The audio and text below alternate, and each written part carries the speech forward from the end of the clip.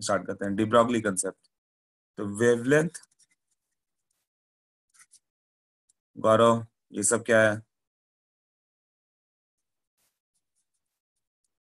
Wavelength associated. गौरव clean करो इसे।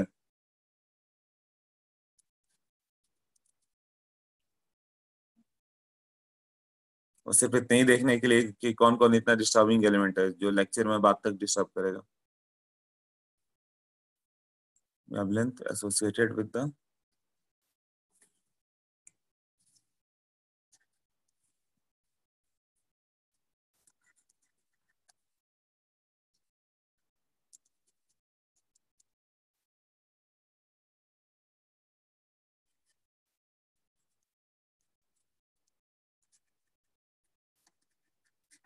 Having velocity v। तो कितना आया था? Lambda equal to h by m v, ये आया था। इसको h बाई पी भी लिखा था हम लोगों ने। और if kinetic energy is given,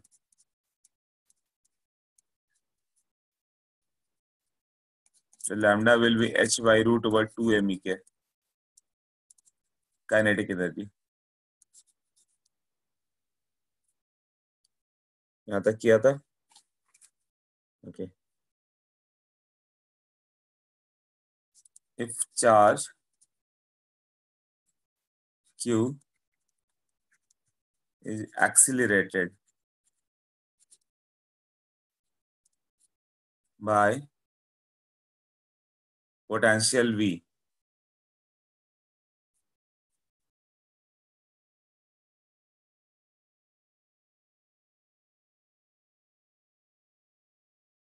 q is accelerated by potential v, then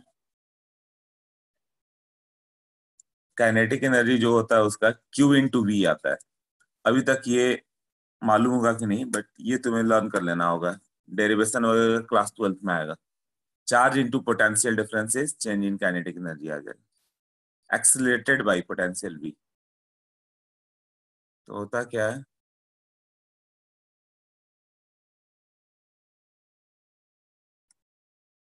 kinetic energy q into v, तो लैम्डा का वैल्यू कितना होगा? h by root over 2m q into we.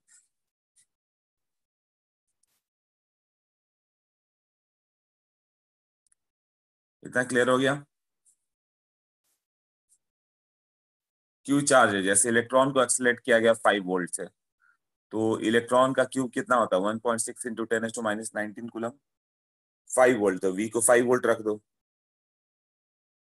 या दे दे कि Li2+ आयन को 10 वोल्ट से एक्सीलरेट किया गया, तो Q हो गया Li2+ का 2+ है ना, तो 2 इंटू 1.6 इंटू 10⁻⁻19, और V हो गया जो भी है 10 वोल्ट। तो इससे आ जाएगा ना।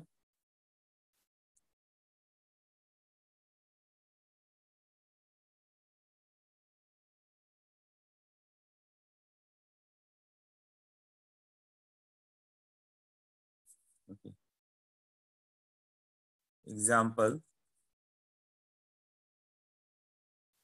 if Li2+ is accelerated by 7 volt, तो डिब्रॉगली वेवलेंथ कितना होगा? तो लैम्डा का value h by root over 2m³ ये होता है 6.626 इंटू 10⁻⁻34, ये SI यूनिट हो गया, by 2 into mass. Mass of Li2+ कितना होता है? 7 AMU ना। HHELI कितना होता है? 3 AMU। 3 AMU हुआ तो 3n2, तो अभी कितना होगा?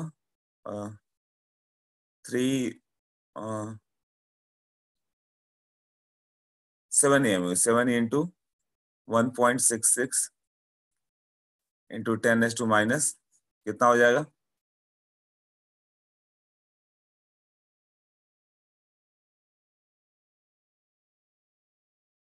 तो एक मिनट, हाँ किलोग्राम का रहता है ना, -1 AMU होता है ना, तो ये 27 किलोग्राम में आ गया, राइट।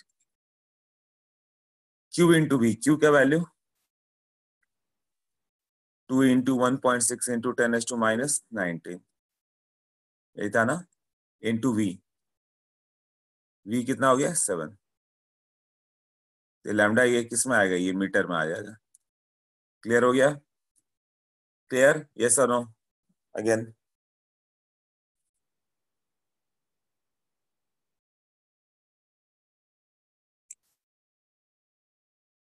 जैसे मोमेंटम हो गया, उस पार्टिकल में मास नहीं है, मासी पार्टिकल जिसमें मास हो। क्लियर? अनुराग, यस अनुराग, बोलो क्या डाउट है, बोलो किस स्टेप में? Unit of mass of Li, सबको ऐसा यूनिट रखो, लैम्डा मीटर में चाहिए ना, तो पूरा का पूरा ऐसा यूनिट चाहिए।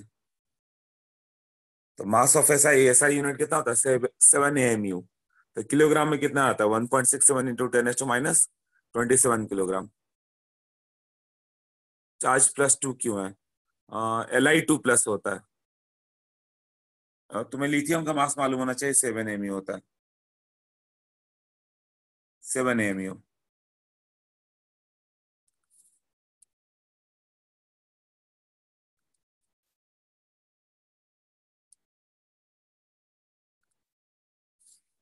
बस यस बोलो, हाँ बोलो। सर वो अंडर रूट में 2 इंटू 7 सर, तुम्हारी दो। आवाज ही नहीं आ रही है, बोलो फिर से बोलो। हाँ, सर वो 2 इंटू 2 7 है क्या सर? 2 इंटू 7, फिर 2.16 इंटू 10⁻⁻19 इंटू 7। रुको देखने दो भाई, क्या बोल रहे तुम?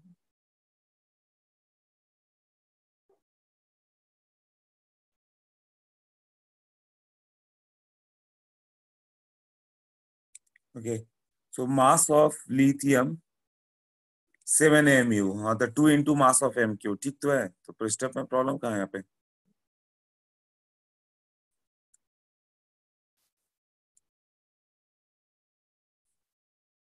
ये 2 यहाँ पे रखा, ये मास 7 AMU, यही है ना। ये चार्ज 2 इलेक्ट्रॉन का चार्ज होगा, 2+ है ना। और वेल ये वोल्ट, ये 7 वोल्ट है, ये 7 हो गया। हाँ, अब बताओ क्या डाउट है?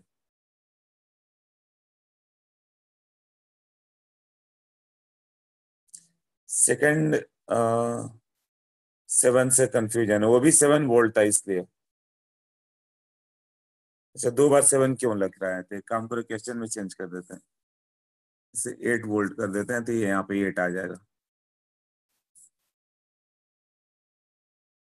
हाँ, एमयू को कन्वर्ट किया किलोग्राम में, क्यों? तुम्हें ऐसा यूनिट रखना है सब जगह, तो सबका ऐसा यूनिट मालूम होना चाहिए कि क्या क्या है। एमयू का ऐसा ही करोगे तो क्या होगा, 1.66 इंटू 10⁻⁻27, सबका ऐसा यूनिट। 1 AMU का वैल्यू होता है, वो तुम्हें मुल्लान होना चाहिए। 1 AMU equal to 1.6 into 10⁻⁻27 kilogram. 7 AMU kilogram में कितना होगा?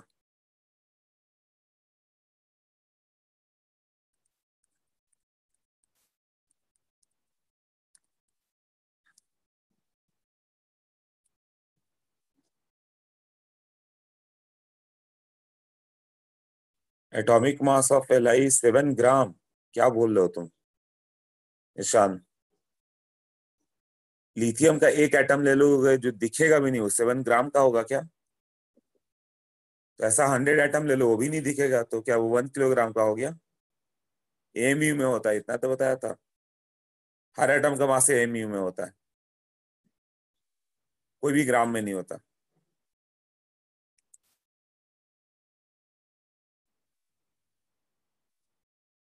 अब प्रेशा, अब बैक पे क्यों ले जा रही हो प्रेशा तुम? उस समय जब पूछा कि क्लियर है तो क्लियर बोलना चाहिए था ना, बैक पेज नहीं। बताओ क्यों, क्या हो गया प्रॉब्लम?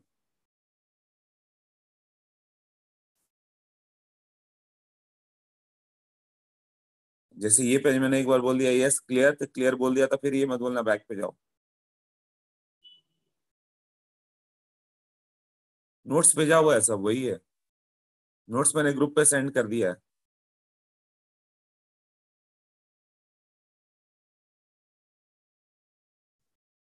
यही तो था लैम्डा, ये दिया बताया था। यहाँ काइनेटिक एनर्जी वाला एक पार्ट बता दिया कि चार्ज क्यू को भी एक्सेलरेट किया तो ये क्यू भी आ जाएगा, उसका एग्जांपल दे दिया। यहाँ तक तो कल ही किया था। हाँ, तो नोट्स में देख लो, ये गिवन है ना।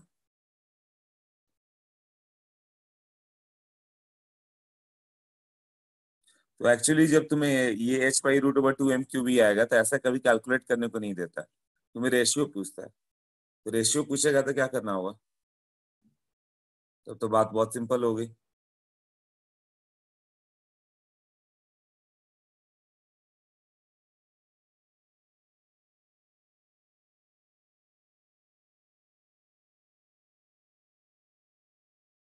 जैसे तुम्हें λLi2 प्लस इसको क्या लिखे हैं, हीलियम प्लस लिखते हैं। ओके, हाँ।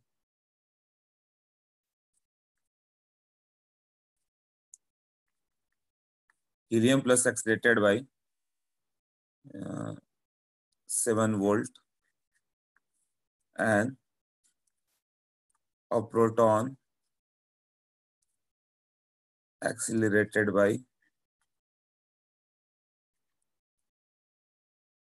56 volt.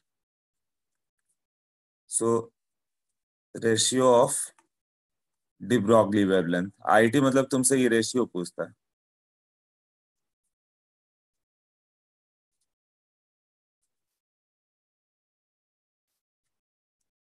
Helium +2 proton,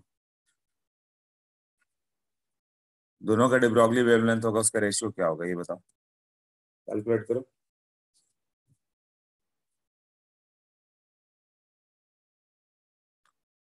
+2, Li2 plus से चार्ज में प्रॉब्लम है, कितना चार्ज लिखोगे?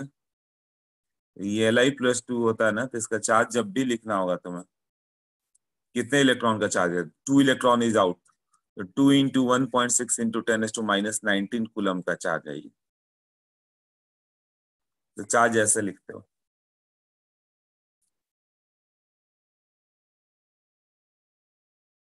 यस शुभम,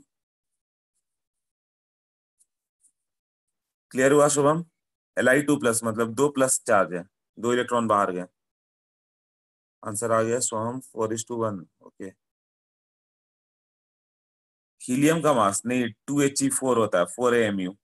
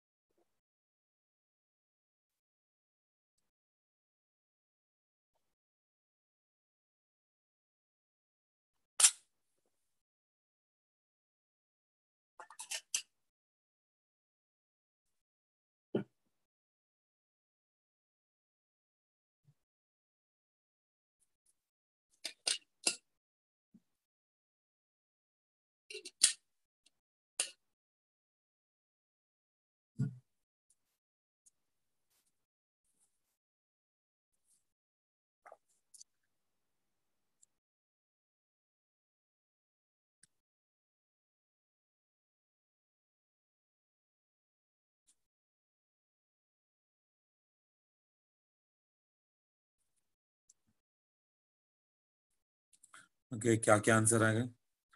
4:1, 1:2, 2:1 का स्क्वायर रूट, 1:8, 1/2, सबका आंसर अलग है। 2√2, 1:8, 1:1, 1:2 √2, √2:1, 1:1, 2:1, √2, √2, 2:1, 2:1, 1:2, 4:1, ये सब आंसर है। Okay, let me check answer क्या। हीलियम प्लस को 7 वोल्ट से एंड प्रोटॉन को 56 वोल्ट से। ओके,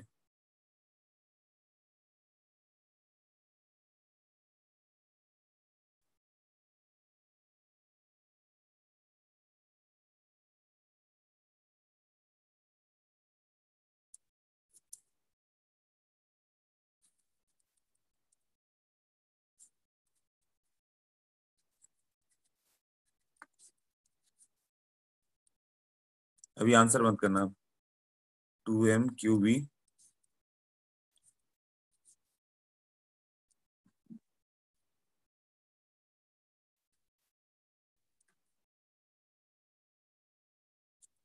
ये सब हीलियम प्लस वाले हैं। ये रेशियो कैंसिल हो जाएगा, यहाँ पे आएगा mass of proton by mass of helium plus into यहाँ पे क्या हो गया, mass of charge of proton by charge of helium plus. यहाँ पे होगा वो ये v of proton by v of helium plus. Mass of proton को 1 mu लोगे तो ये 4 mu होगा, 1:4। इस पे एक चार्ज है तो हीलियम प्लस पे कितना होगा, 1 चार्ज है, वो भी 1 ही है। दोनों पे एक ही प्रोटॉन का चार्ज है ना। And helium plus accelerated by 7 volt, तो proton is accelerated by 56 volt.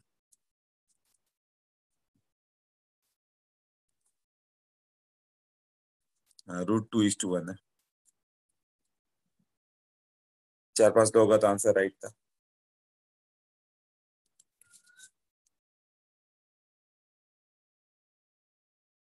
Vallabh, और किसका राइट था, त्रिशा ने 1/√2 किया था, √2:1। Anshul,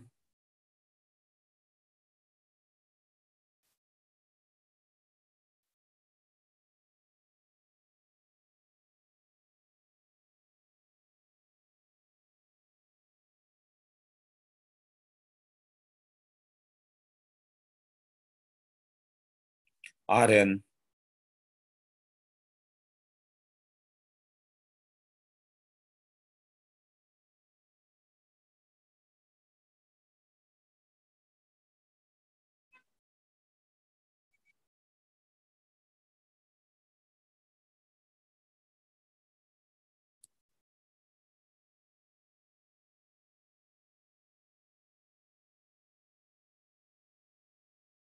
lambda helium by lambda proton पूछा था ना, कि प्रोटॉन बाई हीलियम क्या पूछा हुआ था।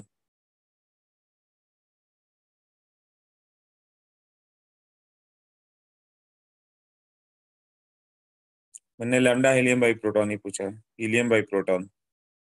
हाँ तो ठीक है ना, √2:1 आएगा ना, 1/√2 कैसा है।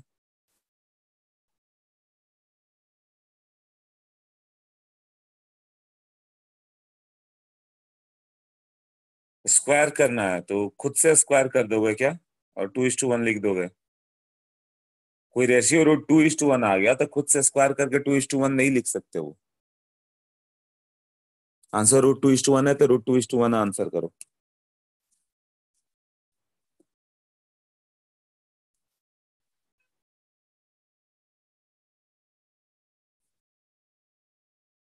हाँ देवांश, क्लियर हुआ। या आंसर √2 √3 आ गया, ये नहीं कि खुद से स्क्वायर करके 3 आंसर कर दो, ऐसा नहीं, वो रॉन्ग होता।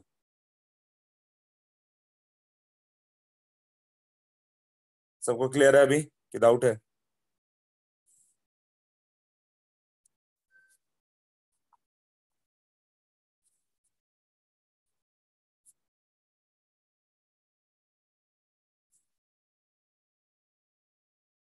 1/4 कैसे आया।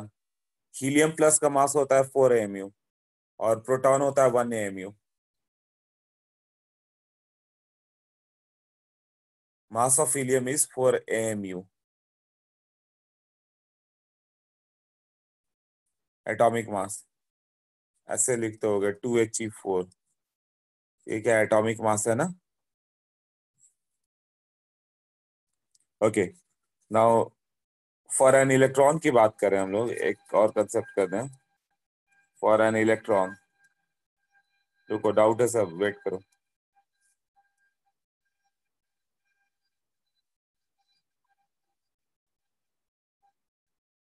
Mass of elements,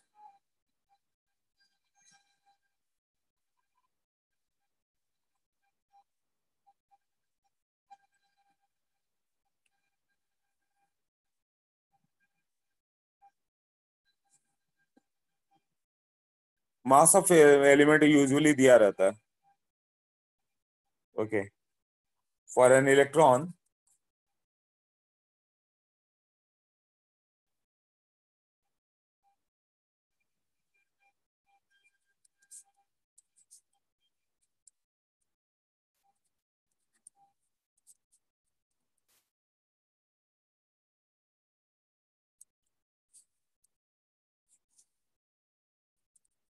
2 into mass of electron कितना होता है 9.1 इंटू 10⁻31। चार्ज इलेक्ट्रॉन पे 1.6 इंटू 10⁻19 इंटू वी।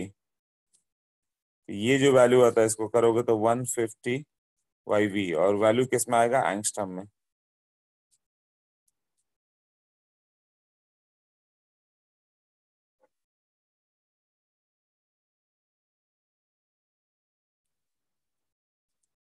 मतलब इस पूरे वैल्यू का कैलकुलेट किया जाए, नेक्स्ट पेज पे लिख दें, नहीं यहीं पे लिखता हूँ। तो सब तो वेरिएबल है, राइट, केवल वी एक बच जाएगा। ये फॉर्म कहीं कहीं पे काम कर जाता है लिखने में, ये आ जाएगा तुम्हें √ओवर 150 सबका बाई वी, और ये यूनिट होगा एंगस्ट्रम। क्यों 9.1 वगैरह पुट करके देखो, ये सब जो पुट किया इसको सॉल्व करेंगे तो √150 आ जाता है। Okay clear. इलेक्ट्रॉन आता है, एक स्पेशल फॉर्मूला बना सकते हो, बट नहीं भी याद है तो चल जाएगा ये, क्योंकि इलेक्ट्रॉन क्यों लिथियम प्लस हीलियम प्लस कुछ भी दे देता है वो।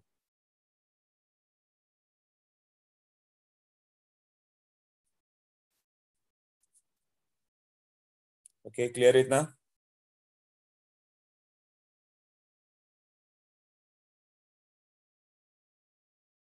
कैलकुलेशन फास्ट हो रहा था। ये क्वेश्चन नोट कर लेना, क्वेश्चन नोट्स में नहीं है।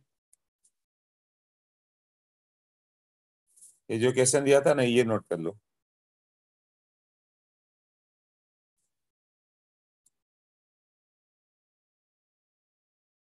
हाँ ये दोनों क्वेश्चन नोट कर लो, पहला ये क्वेश्चन, दूसरा नीचे वाला।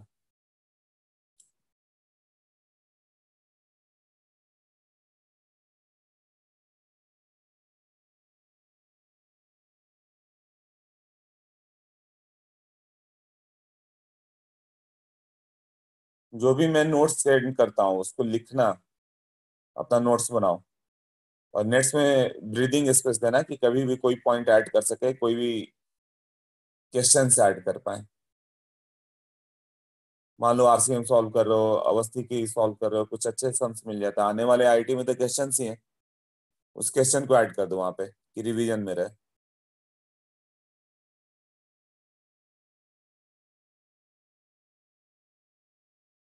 प्लस जब चैप्टर ओवर हो तो हर चैप्टर के बाद 4-5 पेज वैकेंट छोड़ देना, और फ्यूचर में कभी भी कोई अच्छा सम मिले तो उसमें ऐड कर देना कि रिवीजन में रहे, क्योंकि एक अच्छा सम मिला तो उस समय बता दिया मैंने तो याद, तो उस समय तो समझ में आ जाएगा, फिर एग्जाम में याद नहीं आएगा। ऐसे नोट्स बनाते जाना अपने।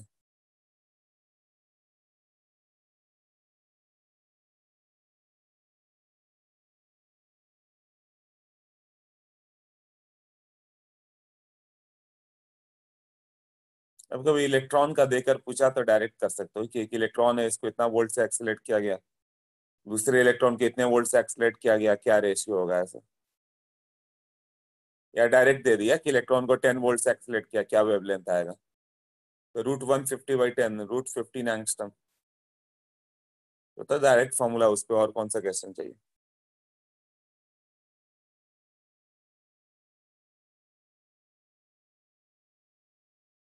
डन ये।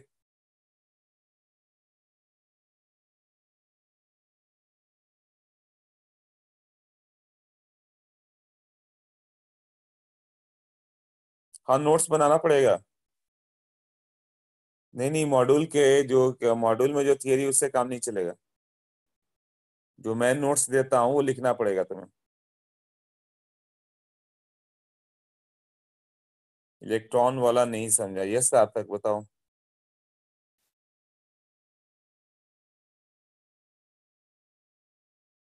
क्या डाउट आया सार्थक वो बताओ। कौन सा स्टेप नहीं समझ में आया वो बताओ। ऑलवेज स्पेसिफिक, ये नहीं कि ये पूरा नहीं समझा, किस पॉइंट पर डाउट है। लास्ट स्टेप में कौन सा बताओ। अनम्यूट करो बोलो सार्थक।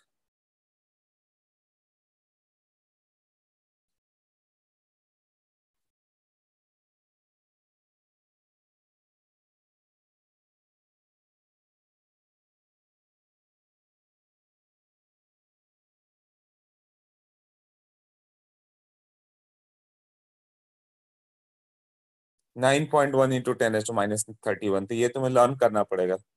ये मास ऑफ इलेक्ट्रॉन है 9.1 इंटू 10⁻31। ये पहले मैंने एक बार बता दिया, तो लर्न कर जाओ कि चार्ज ऑन इलेक्ट्रॉन इतना होता है, मास ऑन इलेक्ट्रॉन इतना होता है। तो मास on electron is 9.1 into 10⁻31 kilogram. ये सब डाउट आगे आते रहेंगे, कहाँ से आए, यदि तुम रिवीजन नहीं कर रहे हो। ये तुम्हारा इम्प्रॉपर रिवीजन दिखा रहा है सार्थक। तुम्हें मास ऑफ इलेक्ट्रॉन नहीं याद आ रहा है, इसका मतलब तुम रिवाइज नहीं कर रहे हो। रिवाइज नहीं कर रहे हो तो बाद में कुछ भी नहीं याद आएगा। 2 साल पढ़ते हो जाओगे, बट लास्ट के 2 चैप्टर याद रहेंगे, बाकी जीरो हो जाता है। उस हालत में बोर्ड पास करना इज वेरी डिफिकल्ट। इतने बार रिवाइज करो कि ये सब डेटा लर्न रहे तुम्हें।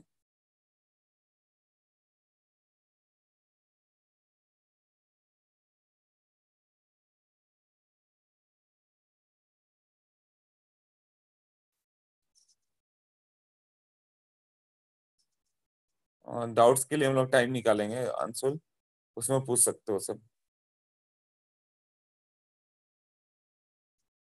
या भेज देना, मुझे टाइम मिलता है तो मैं आंसर भेज दूंगा। से तो बहुत सारे लेक्चर रहते हैं। ओके, ये हो गया ना इलेक्ट्रॉन के लिए क्या तो। हाँ बोलो भार्गव।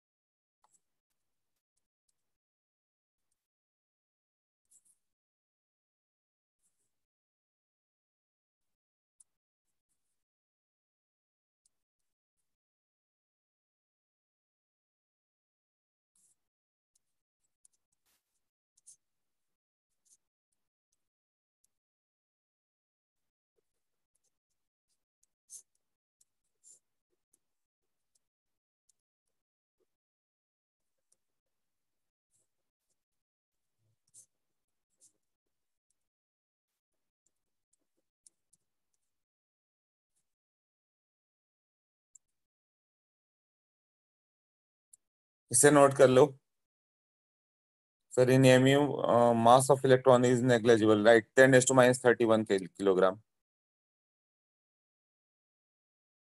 बट अब ये कैलकुलेशन है, ये तो ये नहीं कि नेग्लेक्ट कर देना, वो डिवाइड है ना। एडिशन में नेग्लिजिबल हो जाएगा कि 1 + 10⁻31। मल्टीप्लीकेशन सब्ट्रैक्शन, मल्टीप्लीकेशन डिवाइड में वो बहुत सिग्निफिकेंट हो जाता है। क्या डिवाइड है ना, तो इसलिए वो सिग्निफिकेंट आकर √150 आ गया था वो।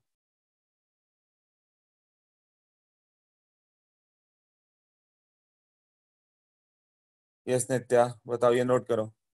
किसको सब्स्टिट्यूट करना है बताओ। अच्छा, जब जरूरत पड़े कर लो ना, वो क्या फर्क पड़ता है। वही मैंने बोला, याद करो चाहे नहीं करो चलेगा। याद कर लोगे तो क्वेश्चन थोड़ा फास्ट हो जाएगा। तो मान लो कि कई बार इलेक्ट्रॉन का यही दे देता है कि 10 वोल्ट से एक्सलेट क्या क्या वेवलेंथ आ गया, फॉर्मूला याद है तो कुछ भी नहीं करोगे, डायरेक्ट √15 आंसर करोगे। बाकी लोग क्या फिर से वहां पे सॉल्व कर सकते हो, फिर √150 ही आएगा ना। लर्न करने से फॉर्मूला मत डरो, बार बार लर्न करो। ओके चलो ये एक्सप्लेन करो। For a gas molecule kinetic energy is 3/2 kT। के क्या होता है, बोल्ट्जमैन कांस्टेंट। एक कांस्टेंट है, उसका वैल्यू कितना है 1.38 इंटू 10⁻23। के कांस्टेंट हो गया, और टी होता है टेम्परेचर इन केल्विन। कभी भी केमिस्ट्री में कैपिटल टी आ गया तो ये टेम्परेचर इन केल्विन है। क्लियर, कोई और नोटेशन हो ही नहीं सकता पूरे केमिस्ट्री में। ये टेम्परेचर इन केल्विन, और डिग्री सेल्सियस रहेगा ना तो स्मॉल टी रहेगा। मतलब यहाँ ऑक्सीजन गैस जा रहा है तो उसका काइनेटिक एनर्जी होगा। रूम में ऑक्सीजन है, नाइट्रोजन है, किसका काइनेटिक एनर्जी ज्यादा होगा।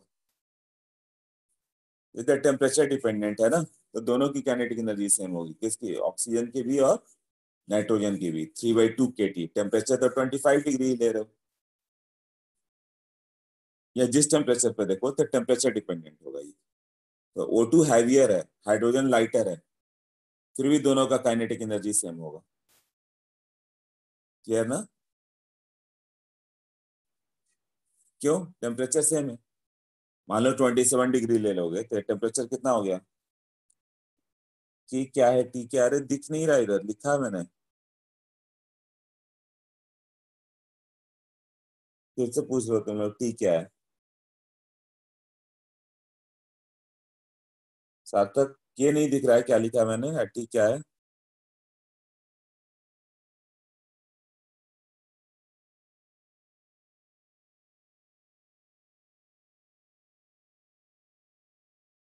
अभी तो समझा दिया, बता भी दिया कि के एक कांस्टेंट है, बोल्ट्जमैन कांस्टेंट इतना आ गया, उसके बाद भी तुम बोल रहे हो के क्या है।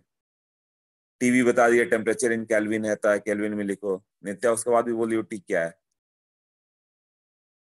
इसे ध्यान से सुनो जो मैं बोल रहा हूँ, है ना? नहीं तो समझा, इतना समझाने के बाद भी तुम लोग फिर से वापस पूछते हो कि के क्या है, टी क्या है।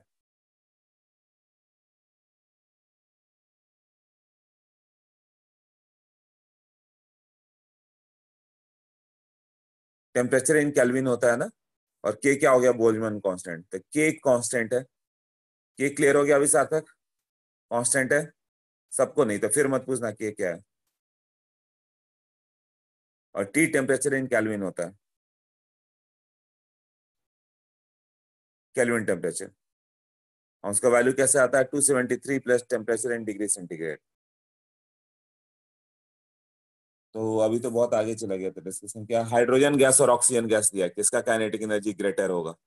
तो हाइड्रोजन गैस का काइनेटिक एनर्जी 3/2 इंटू के, तो वही है कांस्टेंट है, इंटू टेम्परेचर, मान लो 27 डिग्री है तो 300 केल्विन आ गया। ऑक्सीजन गैस का भी 3/2 इंटू के, तो वही है टेम्परेचर, 300 केल्विन, इसका भी आ गया। तो दोनों जब सेम टेम्परेचर पे हैं तो दोनों का काइनेटिक एनर्जी तो सेम हो गया ना। तो kinetic energy is directly proportional to temperature only. Kinetic energy किस पर डिपेंडेंट है, टेम्परेचर ना। मतलब एक सर्टेन, इस रूम में तुम्हारे पास H2 है, N2 है, O2 है, CO2 है, सबका काइनेटिक एनर्जी सेम होता है। क्लियर? अब ये कहाँ से आएगा, ये हम लोग पढ़ेंगे गैस लॉ में जाके कि ऐसा क्यों लिया गया। जो हैवी है उसका भी मास उतना, जो लाइटर है उसका भी मास उतना। सॉरी, जो हैवी है उसका मास हैवी होता है ना, मास ज्यादा होता है, फिर भी काइनेटिक एनर्जी सेम आ रहा है, मतलब उसकी वेलोसिटी कम होती होगी। यही होगा ना, CO2 हैवियर है, फिर भी काइनेटिक एनर्जी उसकी उतनी ही आ रही है जितना हाइड्रोजन की है। ये सब डिटेल डिस्कशन जाएगा गैस लॉ में। ओके,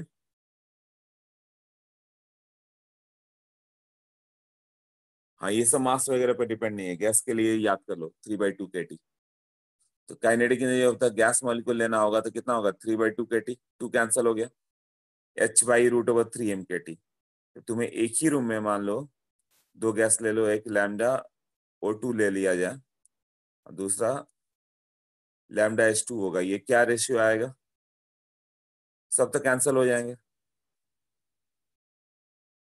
बचेगा क्या, M H2/MO2 ना, MH2 मतलब 2/32, 1/60 मतलब 1/4।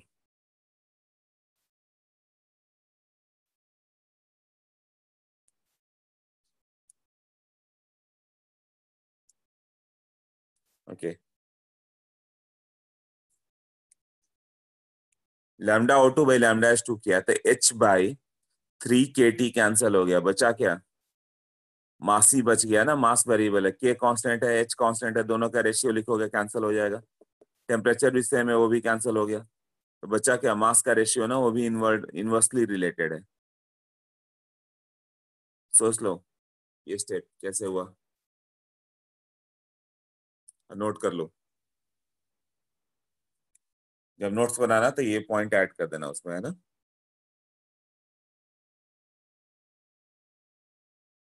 इसके अलावा NCERT पढ़ लो तो उसमें से कोई पॉइंट अच्छा लगा तो वो भी ऐड कर लो ताकि तुम्हें याद रहे।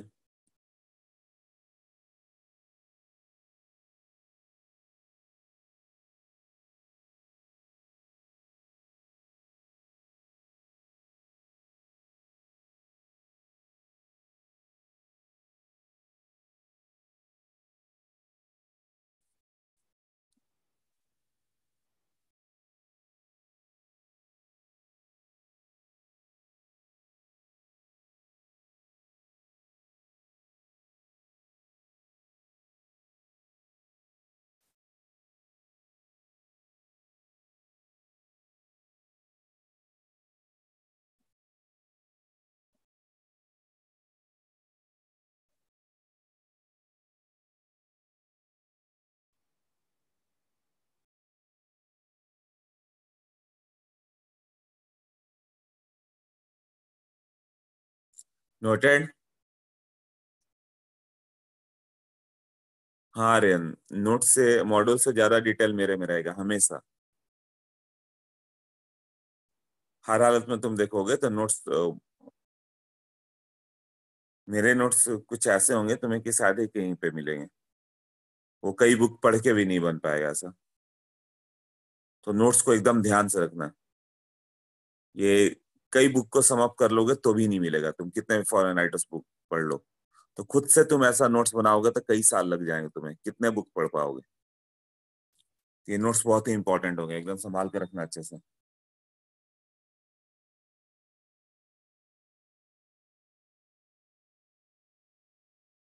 हाँ, ये सब de Broglie कंसेप्ट है। ईके का 3/2 कैसे हुआ है ना, ये खुशी हम लोग करेंगे गैस लॉ में, वहां डिराइव करेंगे। Law of equipartition of energy, ये एक लॉ आएगा वहां पे। तो वहां जब डिराइव करेंगे तो kinetic energy of a gas molecule 3/2 kT आता है। बट अभी तो इसका यूज आ सकता है ना डिब्रॉगली में, तो अभी लर्न कर लेते हैं कि हाँ 3/2 kT होता है।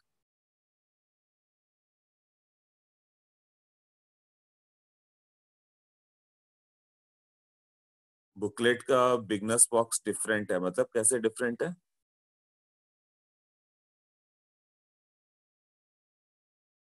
अच्छा, पीडीएफ और हार्ड कॉपी जो मिला उसमें बोल रहे हो क्या?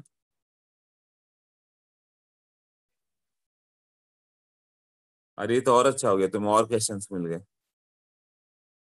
ओके, मतलब या तो तुम्हें जयपुर वाला मिल गया है पीडीएफ, और हो सकता है वो कोटा वाला बुकलेट मिल गया हो, तो तुम्हें दो जगह क्वेश्चन मिल जाएंगे एलएम पे।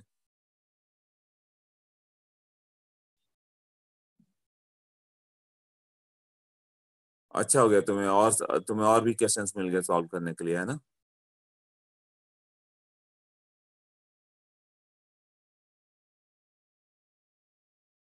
पीडीएफ में क्वेश्चंस ज्यादा हैं।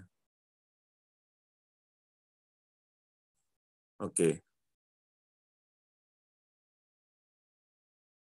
ठीक है, जितने क्वेश्चन मिल जाए करते जाओ। बट उसको रिवाइज भी करना है, क्वेश्चन एक बार कर गए तो मतलब नहीं रहता। जो क्वेश्चन रिवीजन में रहेगा वही तुम्हारा काम करेगा। मतलब चीज वही है कि एक दिन फुटबॉल खेल के आ जाओ तो तुम मास्टर नहीं बन जाओगे, जो रोज फुटबॉल खेलता है वही प्लेयर कहलाता है। तुम एक बार सारे बुक को एक बार सॉल्व कर दो और रिटेन नहीं किया तो सब गड़बड़ हो गया। हाँ, बट बार बार सॉल्व कर लिया तो तुम्हारा हो गया आपने। पीडीएफ में 21 क्वेश्चन है और बुकलेट में 7। ओके, दोनों को करो, पीडीएफ और बुकलेट। ये भी पूछ रहे हो कि पीडीएफ को करें कि बुक को करें? अरे जब जहां से जितना क्वेश्चन मिल रहा है करो ना उसे।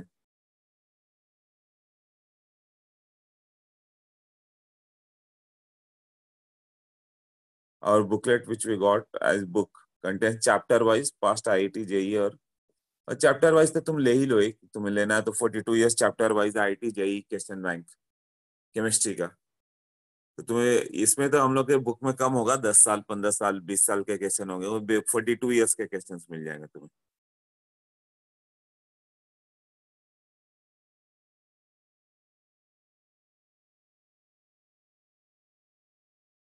हाँ, रिहन से आता है 42 years, yes Omkar. Gaurav, I have doubt in new chemistry booklet. हाँ, क्या डाउट है? क्वेश्चन में डाउट है? क्वेश्चंस करेंगे पहले, थियरी तो कर लो।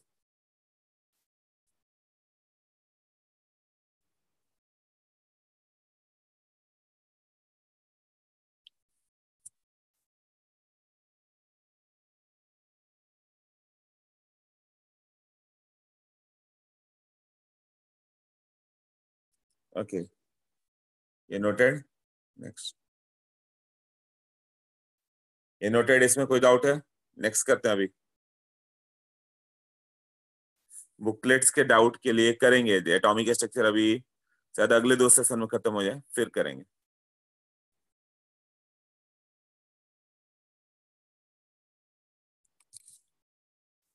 नेक्स्ट देखो, wave nature of electron is confirmed by, ये नोट्स में लिखा हुआ है। Wave nature of electron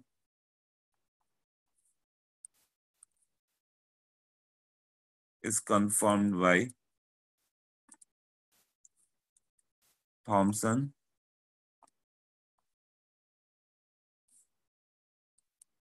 deviation and सर्मर।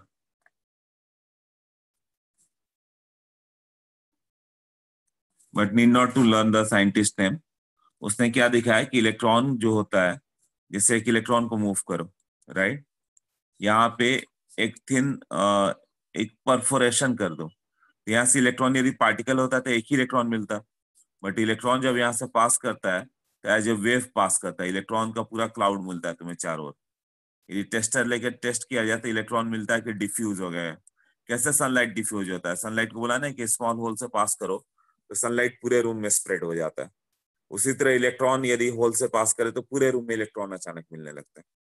Electron एक पार्टिकल होता है तो स्ट्राइक करके कहीं और जाता है, मतलब इलेक्ट्रॉन वेव की तरह भी काम कर सकता है। ये क्या हो गया, डिफ्रैक्शन हो गया ना।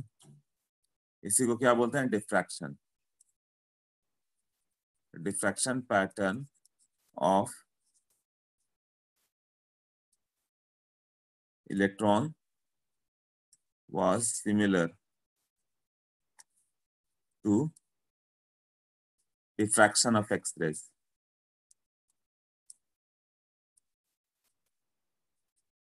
जैसे एक्सरे डिफ्रैक्ट हुआ यही हुआ। हाँ, तो डिफ्रैक्शन तो ये वेव का नेचर है ना, पार्टिकल का नेचर कहाँ है। ऐसा हो सकता है कि तुम जाके किसी स्मॉल एपर्चर से पास करो, फिर चारों तुम्हारे ऐसे बहुत सारे तुम ही कई फॉर्म में हो के हर जगह जाने लगो। सनलाइट के केस में होता है कि पूरे रूम में एक स्मॉल होल भी है तो पूरा रूम लाइटेड हो जाता है। होल से जो क्रिएट होगा, जो सनलाइट आएगी तो सीधे कहीं भी जाएगा। पार्टिकल क्या होता है, जैसे मान लो O2 गैस है या कुछ ऐसा पार्टिकल मान लो जो उससे पास कर रहा था, एक पार्टिकल है तो जाके कहीं ना कहीं फॉल हो जाएगा, वो पूरे रूम में कैसे स्प्रेड होगा, जैसे वॉइस स्प्रेड होता है वैसे। आज सिद्धि बोलो। हाँ सर, थोड़ा सिली सा डाउट है सर। लेकिन अभी आपने बोला कि सनलाइट अगर एक एक होल करेंगे तो फिर वो पूरे रूम में डिफ्यूज हो जाएगा। But right. सर बचपन में तो पढ़ाया था कि एक अगर होल किया तो लाइट स्ट्रेट लाइन में जाता है, तो फिर वो एक ही बीम दिखेगा करके। नहीं नहीं, तो वहां वो पे डिफ्रैक्शन कॉन्ट्राडिक्ट होता करता है है थोड़ा सर। नहीं, अब डिटेल में जाओगे। अब डिफ्रैक्शन इंटरफेरेंस, वो बचपन में डिफ्रेंस डिफ्रैक्शन कोई बताता तो कितना समझ में आता तुम्हें, वो भी है। इंटरफेरेंस कोई बताया तो कितना समझ में आएगा। तो अभी इसको स्टेप वाइज पढ़ाया जाता है। हम लोग का क्या है ना कि पहले तुम्हें रुदरफोर्ड पढ़ा दिया जाएगा किसी में, बाद में बोस थियरी पढ़ा दिया गया, बाद में बोला जाएगा ये भी रॉन्ग है ना। हम्म। फिर हम्म। लेटेस्ट थियरी अब आएगी कि इलेक्ट्रॉन वेव है, तो पहले रॉन्ग जानोगे तब जाके राइट आता है। तो मतलब जैसे sir project light straight line में ट्रेवल नहीं करता है?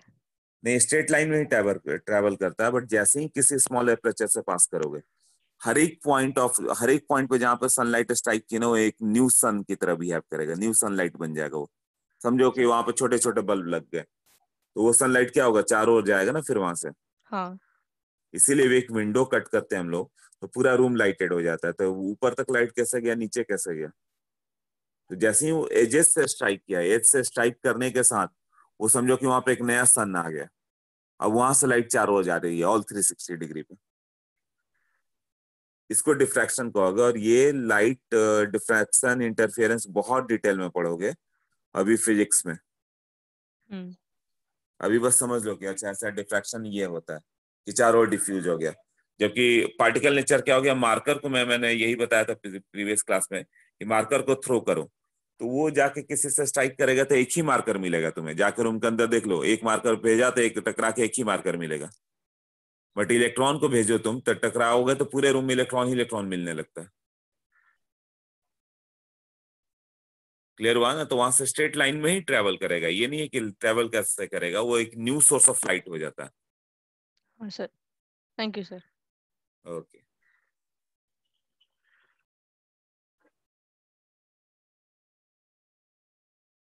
हाँ, तो डिफ्रैक्शन इसका भी हो रहा है। तो सोचो इलेक्ट्रॉन क्या था, ये वेव नेचर हो गया ना, इलेक्ट्रॉन पूरे रूम में, मतलब सनलाइट जैसा हो गया कि स्मॉल एपरेचर से पास करो, पूरे रूम में तुम्हें इलेक्ट्रॉन ही इलेक्ट्रॉन मिल रहे हैं।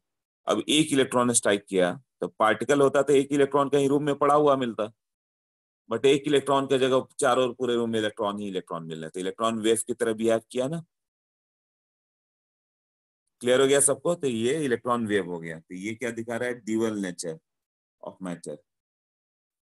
हाँ आदित्य बोलो। सर ऐसा कुछ कंडीशन या फिर रूल वगैरह रहता है क्या कि जब कि कब इलेक्ट्रॉन पार्टिकल नेचर के जैसे बिहेव करेगा या फिर वेव नेचर में ये करेगा, ऐसा कुछ? नहीं, ये अभी तक नहीं डिफाइंड हुआ। लाइट कई कंडीशन में कहीं वेव की तरह बिहेव कर रहा है, कहीं पार्टिकल का। तो हम लोग अभी तक यही मान के चल रहे हैं कि ड्यूअल नेचर इसका दोनों है। ओके। कहाँ पे कौन सिग्निफिकेंट होगा वो उस कंडीशन पे डिपेंड करेगा। ओके। उसका मतलब जब जैसा जरूरत पड़ता है वैसा कर जाता है। वही वही इलेक्ट्रॉन दूसरे इलेक्ट्रॉन से स्ट्राइक कर रहा है तो पार्टिकल बन जाता है, अपना मोमेंटम उसको दे देता है। इलेक्ट्रॉन का दोनों नेचर है, इलेक्ट्रॉन, प्रोटॉन, एटम, मॉलिक्यूल। हम लोग का केवल कौन सा नेचर है? Particle nature. तुम यदि तेज स्पीड से जा रहे हो तुम्हारा वेवलेंथ होगा बट नेग्लेजिबल होगा। हम लोग का वेव नेचर नहीं है। वेव नेचर होता तो बहुत अच्छा होता, ऑटो नहीं करते, आराम से वेव बन के पहुंच जाते सेंटर पे, कहीं भी चले जाते। वेव नेचर का एक और प्रॉब्लम होता है, किसी चीज को फायर करो, ये पोर्शन के लिए भी एप्लीकेबल है। कौन सा? प्रोटॉन के लिए, सॉरी। हाँ हाँ, इलेक्ट्रॉन, प्रोटॉन, एटम्स, मॉलिक्यूल्स, सबके लिए, ऑल माइक्रोस्कोपिक पार्टिकल के लिए सिग्निफिकेंट है। कल बताया था ना कि मास ज्यादा होगा तो नहीं कर सकते, जिस पार्टिकल का मास ज्यादा हो जाए, जो कुछ ग्राम में आने लगे, जैसे बुलेट हो गया, फुटबॉल हो गया, कार हो गई, ट्रेन हो गई, ये सब के लिए वैलिड नहीं है। नेग्लेजिबल होगा, वेवलेंथ होगा, नेग्लेजिबल होगा। ओके, ये क्या रिप्रेजेंट करता है? Dual nature of matter.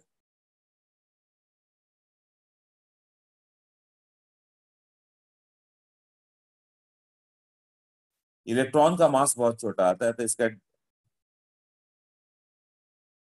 Electron का वेव नेचर ही डोमिनेट करने लगता है ना। Electron has wave dominating nature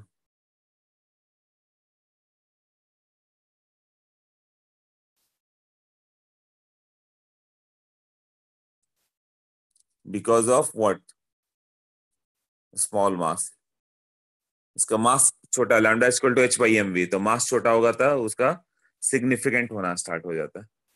वही है ना, इलेक्ट्रॉन के लिए सिग्निफिकेंट हो जाता है, इवन प्रोटॉन के लिए भी, और एटम्स के लिए, मॉलिक्यूल्स के लिए, सारे माइक्रोस्कोपिक के लिए। कितना क्लियर हो गया? So you were talking about the disadvantage of wave nature. हाँ, कई चीजों का डिसएडवांटेज एडवांटेज हो सकता है ना। खैर वो जब हम लोग पर एप्लीकेबल नहीं है तो उस पर क्यों हो जाए। ओके,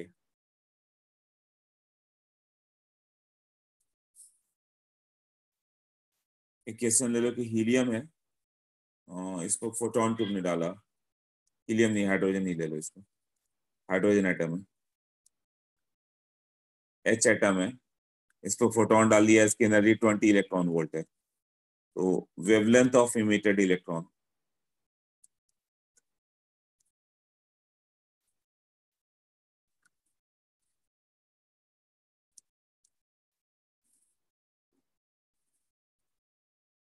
तो यहाँ पर हाइड्रोजन एटम था,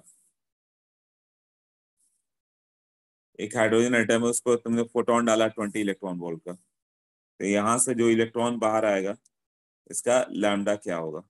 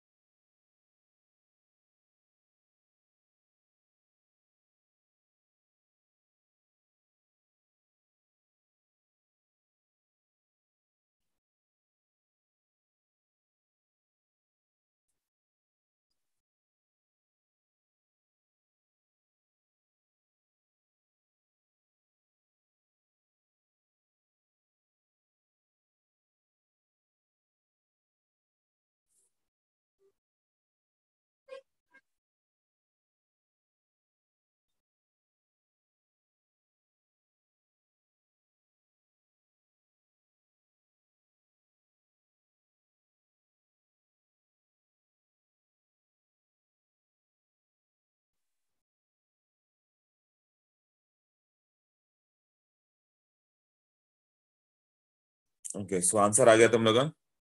सबने आंसर किया 62√7.5, 62 नैनोमीटर, 7.5 एंगस्ट्रम, रूट ऑफ 194, 3193, 62। ठीक है, सबका अलग अलग 62 मैक्सिमम आंसर है। ठीक है, हाउ टू डू, जब यहाँ पे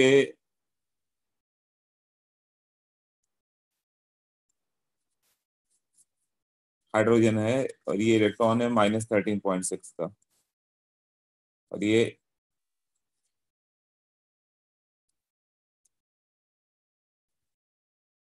इंफिनिटी है, यहाँ पे ई इंफिनिटी 0 होता है, तो यहाँ से यहाँ जाने में 13.6 लग जाएगा। जब इलेक्ट्रॉन बाहर आएगा तो यहाँ पे हमने 20 इलेक्ट्रॉन वोल्ट का फोटोन दिया, 20 इलेक्ट्रॉन वोल्ट, वो जाके इलेक्ट्रॉन को स्ट्राइक किया यहाँ पे। तो जब बाहर आएगा तो इसकी काइनेटिक एनर्जी जो बचेगी 20 माइनस 13.6, ये हो जाएगा 6.4 इलेक्ट्रॉन वोल्ट। तो लैम्डा का जो वैल्यू होगा h/√/2m काइनेटिक एनर्जी 6.626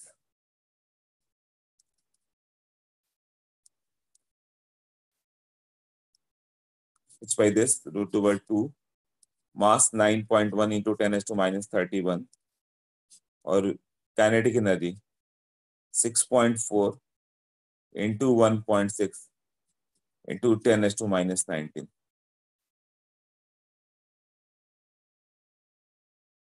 तब ये जूल में आ गया, मतलब ये जूल में कितना होता है 6.4 into 1.6 into 10⁻⁻19 जूल। हाँ, तब इसको रख के सॉल्व करना पड़ेगा। हाँ भार्गव बोलो।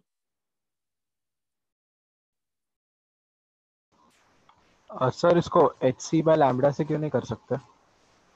hc/λ, अरे वो फोटोन का होता है। हाँ हाँ हाँ। E = hc/λ, ये लाइट के केस में होता है, ये फोटोन की एनर्जी होती है, इलेक्ट्रॉन के लिए नहीं कर सकते ये। मतलब कहीं पे लाइट दिया रहे तो hc/λ करना, बाकी के लिए नहीं। आदित्य बोलो। सर इसमें वो इलेक्ट्रॉन वाला फॉर्मूला यूज कर सकते हैं, 1/150/V एंगस्ट्रॉम वाला। वो तो वो जहाँ पे वोल्टेज दिया रहे तो ना कि इलेक्ट्रॉन को इतने वोल्ट से एक्सलेट किया गया तो लैम्डा क्या आएगा। हाँ, यहाँ वो क्वेश्चन ही नहीं है कि इलेक्ट्रॉन को 10 वोल्ट से एक्सलेट किया है, 15 अच्छा। वोल्ट से एक्सलेट किया है, वैसा कुछ भी नहीं है। इलेक्ट्रॉन बाहर आया तो क्या वेवलेंथ होगा, तो इलेक्ट्रॉन बाहर आया तो उसका मास मालूम है, वेलोसिटी बता दो तो हो जाएगा लैम्डा = h/mv, या फिर काइनेटिक एनर्जी मालूम है तो √/2m के कर दो, वही कर दिया।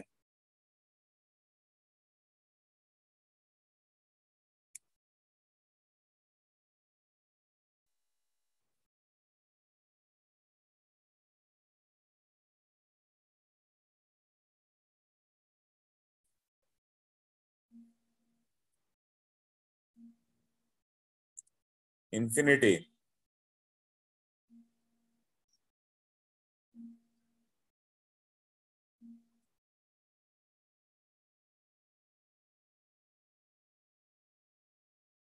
क्या बोलो, infinity, how could you take infinity sir?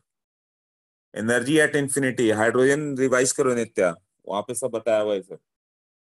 Infinity का वैल्यू 0 होता है, वहीं से तो डिराइव हुआ था सब। और E = -13.6 Z²/n², ये तो कई बार यूज किया हम लोगों ने। -13.6/n का वैल्यू इंफिनिटी पुट कर देता है, एनर्जी 0 आ गई। किया था ना? हाँ, तो बाहर निकलने के लिए इलेक्ट्रॉन को 13.6 चाहिए, वही आयोनाइजेशन एनर्जी था ना।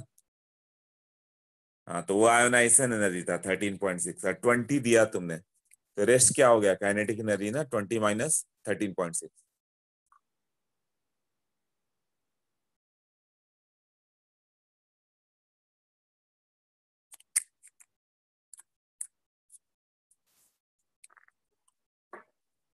Energy to take electron out. Okay, done. Next, ये क्लियर हो गया ना सबको? कि यहाँ पे क्या था, 13.6 इलेक्ट्रॉन वोल्ट था, तो 13.6 तो यहाँ से बाहर जाने में लग गया, रेस्ट 6.4 उसका काइनेटिक एनर्जी में आ गया।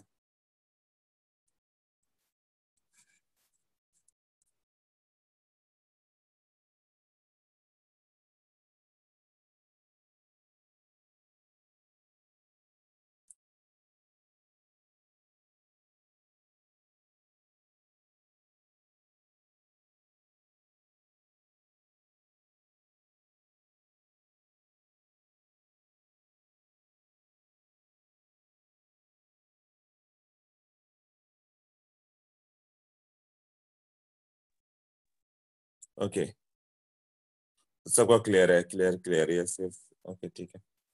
नेक्स्ट,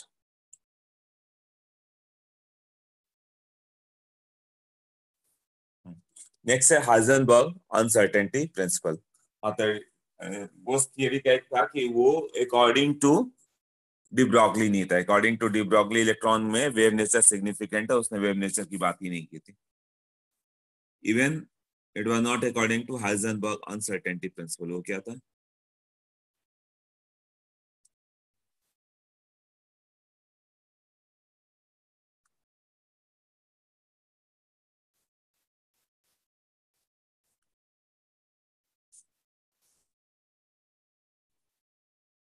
वो क्या था? It is impossible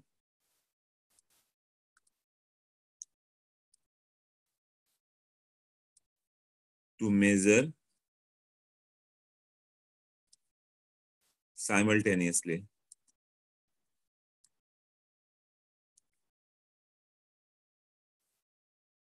what both position and momentum of moving particle। 9:15 हो रहा है, 9:30 तक कुछ 12-13 स्टूडेंट बाहर चले जाते हैं। क्या प्रॉब्लम है तुम लोग का, ये बताओगे?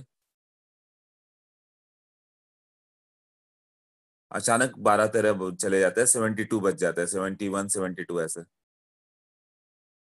कोई प्रॉब्लम है 9:30 के बाद अचानक कुछ लोगों को? तो 9:30 टाइम क्यों चूज किया तुम लोग? 9 o'clock निकल जाओ या अटेंडेंस दे के निकल जाओ 8 o'clock। उसका कुछ रीजन है पर्टिकुलर? सबको यदि कोई भी छोड़ के जा रहा है तो मुझे पर्टिकुलर रीजन बताओ उसका, क्यों 9:30 में जाना है 10-12 बच्चों को? एटलीस्ट पेरेंट्स से बात करके कुछ सॉर्ट आउट करते हैं कि कोई प्रॉब्लम है तो बात करेंगे कि लेक्चर आवर्स घटा दिया जाए, 8 to 9:30 कर दिया जाए, ऐसा कुछ बात हो सकता है। बट वैलिड रीजन दो सब कि प्रॉब्लम क्या है 10-12 बच्चों को, जो भी बाहर जाते हैं उनको क्या प्रॉब्लम हो रही है।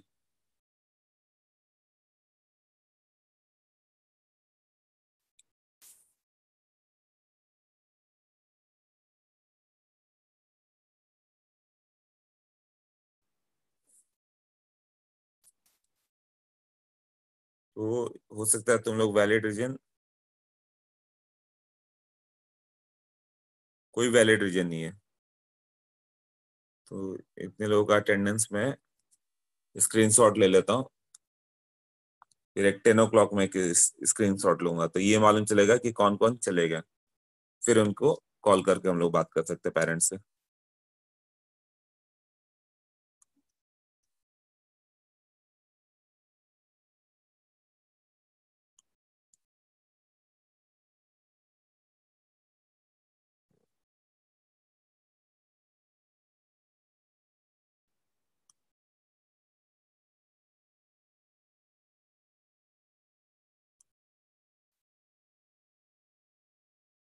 ठीक है, अभी अटेंडेंस ले लिया मैंने, 10 बजे लूंगा, फिर जो एब्सेंट होंगे फिर पेरेंट्स से बात करके हम लोग सॉर्ट आउट करेंगे क्या प्रॉब्लम है, 9:30 में क्यों जाते हो सब।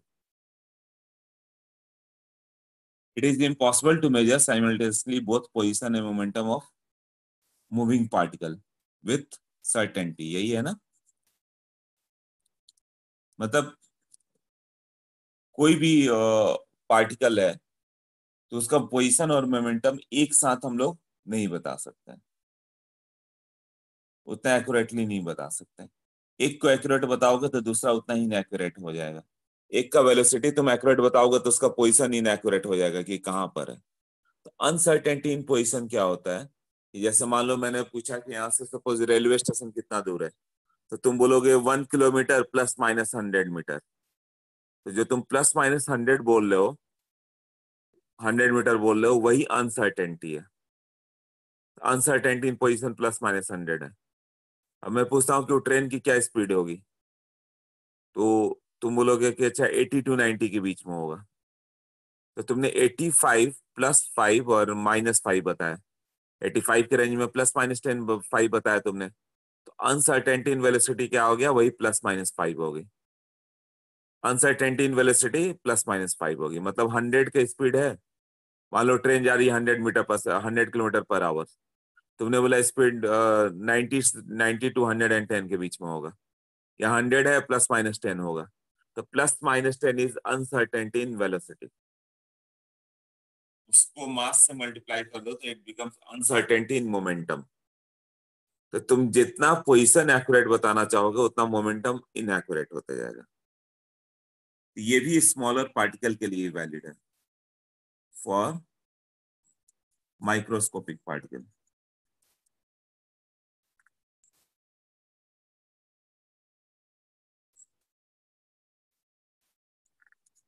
ये लास्ट में लिखा हुआ है नोट्स में, फॉर माइक्रोस्कोपिक पार्टिकल।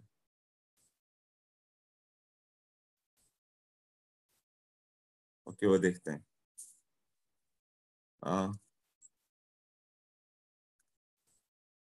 सो इसका मतलब क्या होता है कि हम लोग एक बार में एक ही चीज को सर्टेनली मेजर कर सकते हैं।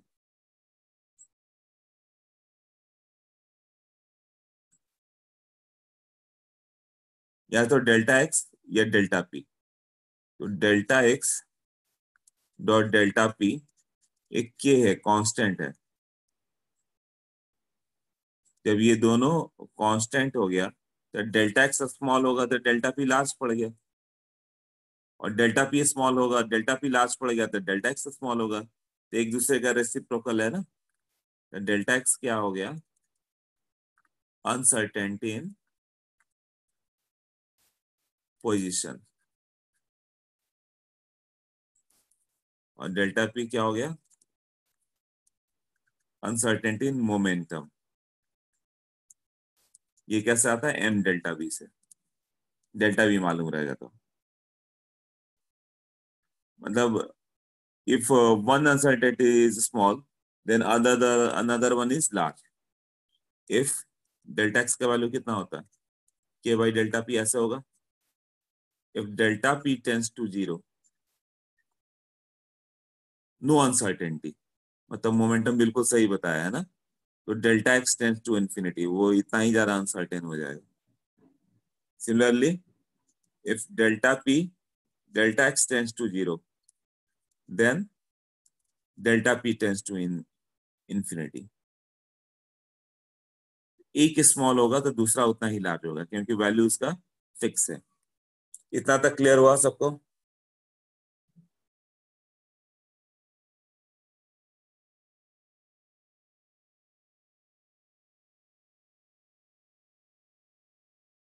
नहीं, मोमेंटम के लिए तुम्हें वेलोसिटी चाहिए, मूविंग पार्टिकल चाहिए। हाँ, जय जय Krishna.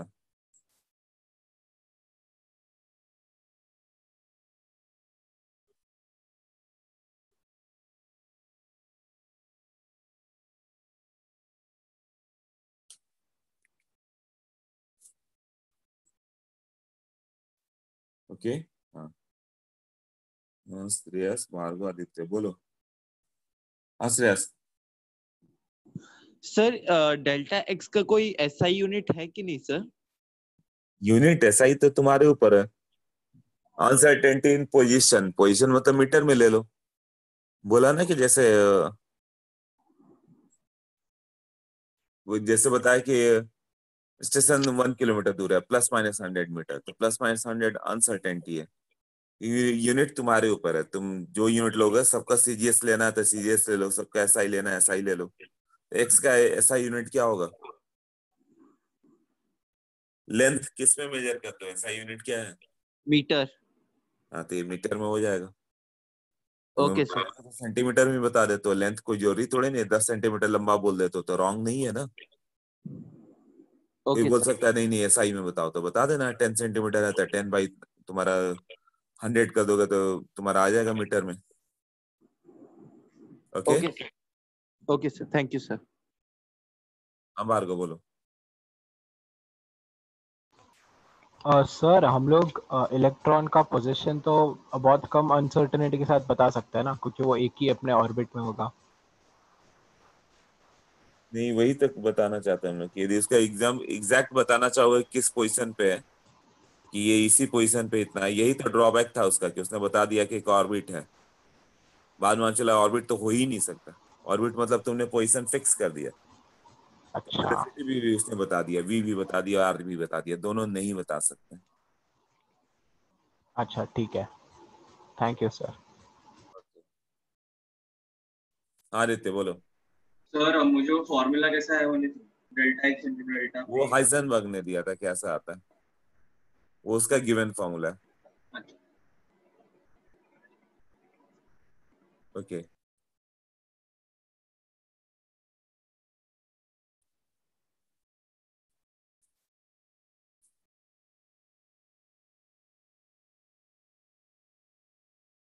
It holds good for microscopic particle लिखा हुआ है ना, it holds good for microscopic particle. अब del x dot delta p का वैल्यू जो होता है h/4 पाई आएगा। बट कभी भी तुम्हें क्वेश्चन सॉल्व करना होगा ना तो तुम्हें मान लो डेल एक्स दिया हुआ डेल्टा पी पूछ रहा है तो इसको इक्वल मान के सॉल्व करना।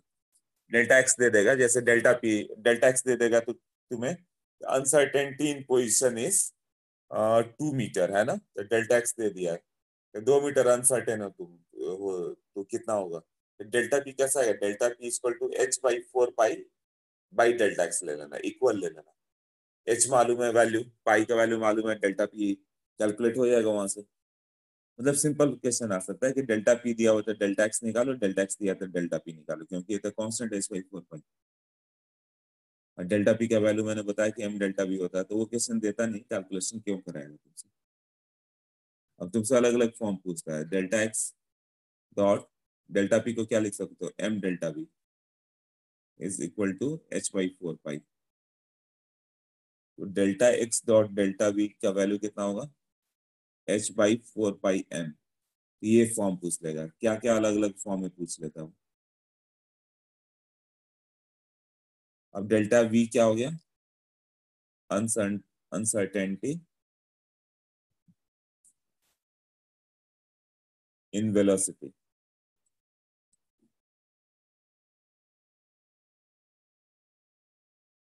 अब इसके बाद थोड़े लेस इंपॉर्टेंट फॉर्म में दे रहा हूँ, वो ये यहां तक बहुत इंपॉर्टेंट था ना, जैसे क्वेश्चन दे देगा इफ अनसर्टेनिटी, ये बार बार आता है, in position is equal to uncertainty in velocity.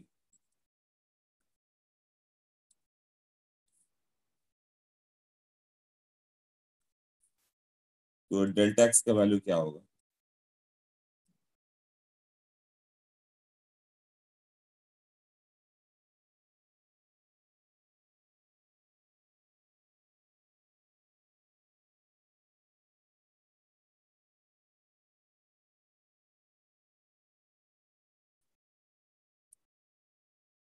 वो हो जाएगा delta x dot delta v equal to h/4 pi m।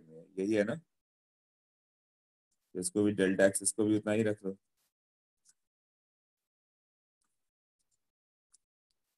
तो डेल्टा एक्स का जो वैल्यू आएगा √h/4 पाई m।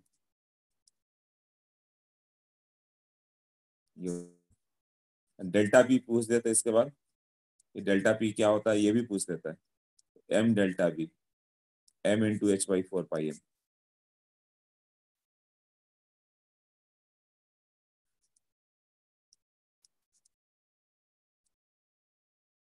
तो ये क्वेश्चन नोट कर लो।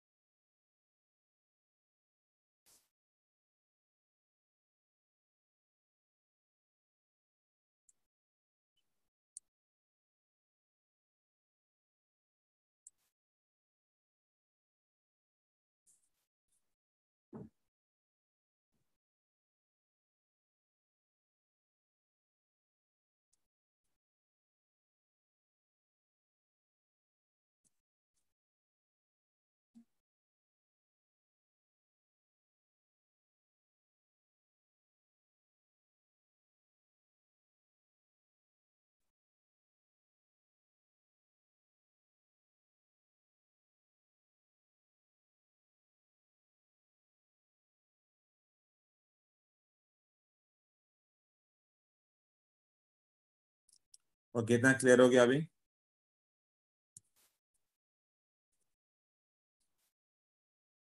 हाँ नोटेड ना, ये क्वेश्चन है जो इंपॉर्टेंट क्वेश्चन आते रहता है, राइट? हाँ मैंने ये बताया था कि कभी भी रहे तो इक्वल लेके सॉल्व करना, तभी तुम कुछ आंसर दे सकते हो। जितने क्वेश्चन आएंगे उसे इक्वल मान लो, ऑलमोस्ट इक्वल ही रहता है h/4 पाई। ओके,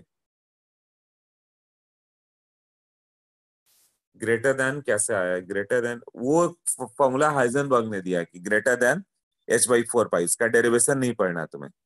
उसने कैसे दिया, delta x dot delta p equal to greater than equal to h/4 pi, कैसा है वो है डेरिवेशन, एमएससी में है जाके। यदि तुम केमिस्ट्री लोगे और उससे एमएससी करोगे तो जाके ये सब आएगा कि कहाँ से डिराइव हुआ। हम लोग का क्या मतलब है कि डिराइव करके उसने एक फॉर्मूला दिया, del x dot delta p equal to greater than equal to h/4 pi, but question के लिए हमेशा इक्वल लेना।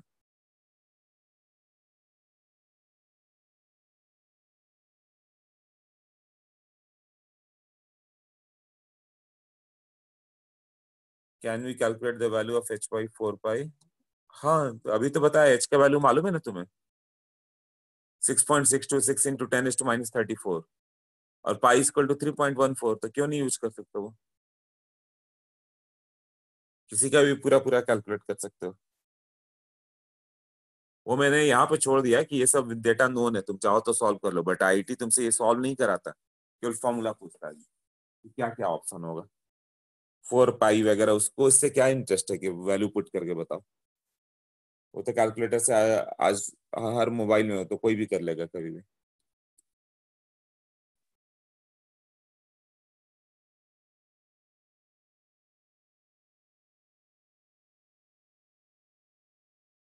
Value of h/4 pi is almost half, मतलब ऑलमोस्ट हाफ का क्या मतलब है?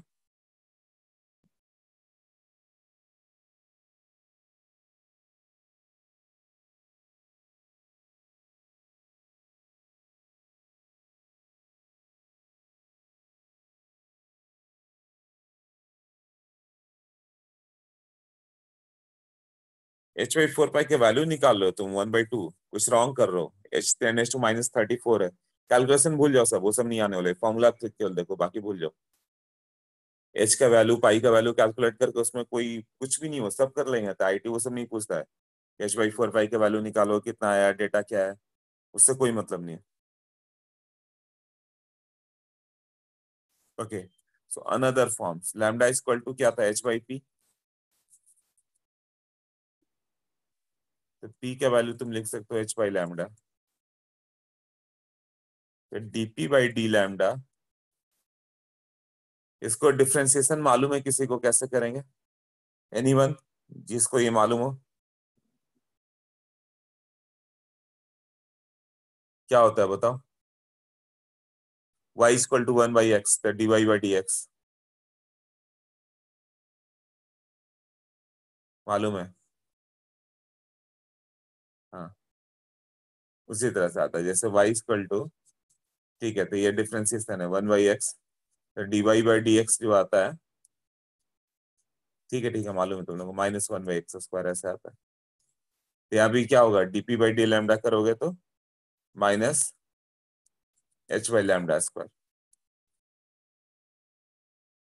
तो डेल्टा p/डेल्टा लैम्डा इक्वल टू h/λ², ऐसे लिखो, नो साइन कंसिडरेशन, उसको साइन से भी इंटरेस्ट नहीं, क्या है, क्या फॉर्म में आता है डेल्टा p/डेल्टा लैम्डा, h/λ² का फॉर्म में आता है। Okay, now del x dot delta p equal to h/4 pi था,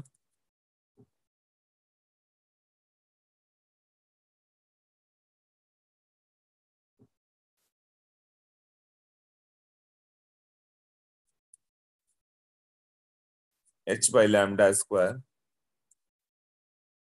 और ये हो जाएगा delta lambda equal to h by 4 pi greater than equal to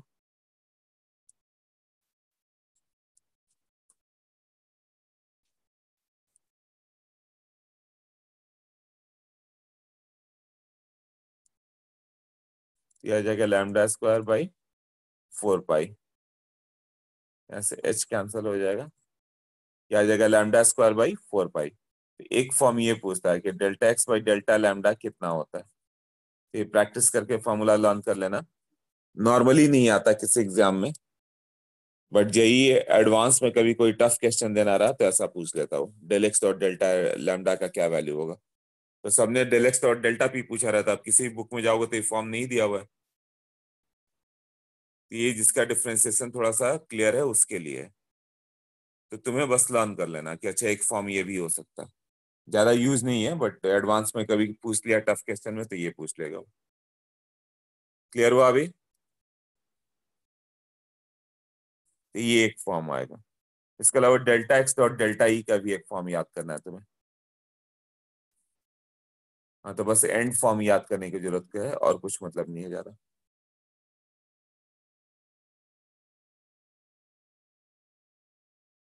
हाँ, एनसीईआरटी में सिर्फ फर्स्ट फॉर्म रहेगा।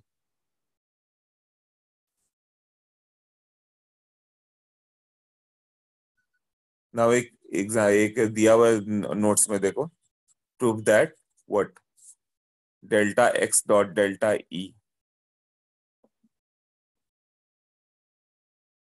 Equal to h v by 4 pi, जहाँ ई क्या है, काइनेटिक एनर्जी, ये इस काइनेटिक एनर्जी ऑफ पार्टिकल, यही है ना। तो kinetic energy of particle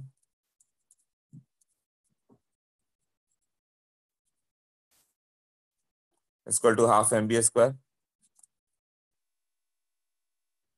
kinetic energy of the particle e, तो 2 इक्वल टू कितना हो जाएगा, एम वी स्क्वायर हो जाएगा। डिफ्रेंसिएशन कर दो, 2 डी इक्वल टू इसका differentiation m into 2v dv, ऐसे आएगा डिफ्रेंसिएशन। जिसको डिफ्रेंसिएशन क्लियर है बाद में क्लियर हो जाता है सब। D by d v equal to m into v, ये एक फॉर्म आता है। एनर्जी को डिफ्रेंशिएट करो विथ रिस्पेक्ट टू वेलोसिटी, तो delta x dot delta e y m v equal to h बाई 4 pi m, del x dot delta e equal to h v by 4 pi. इस तरह से ये प्रूफ हो गया ना। ये फॉर्मूला पूछ लेता है कि ये इसका क्या रिलेशन है। ये फॉर्म याद रखो, काफी है, डेरिवेशन नहीं पूछने वाला। जो हम लोगों ने ये सब डिराइव किया ये नहीं पूछने वाला, फॉर्म याद रहना चाहिए। Del x dot delta e h v by 4 pi होता है, और ये दो फॉर्म बहुत कम ही पूछेगा। Okay, next.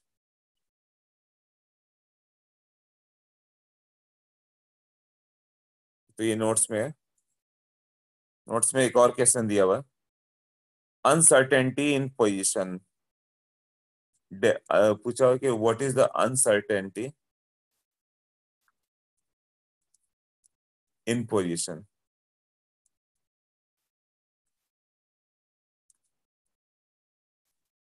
Of an electron moving with 6.62 into 10⁶। इसका ऑर्डर वही होता है ना, स्पीड ऑफ लाइट का 1/100 टाइम्स। इलेक्ट्रॉन का याद करो, 2.18 इंटू 10⁶ मीटर पर सेकेंड इंटू Z/n आया था, प्लस 1% मीटर पर सेकेंड ऐसे।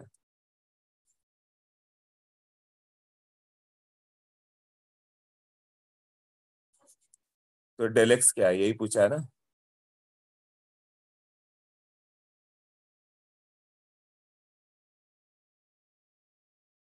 लग रहा है सॉल्व हो जाएगा।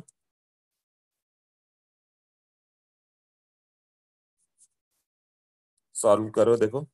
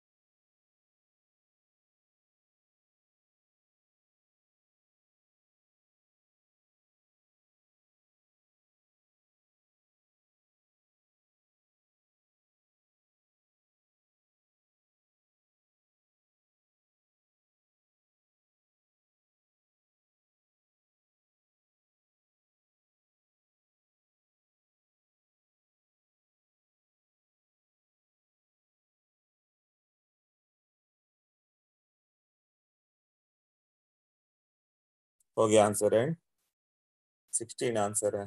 ओके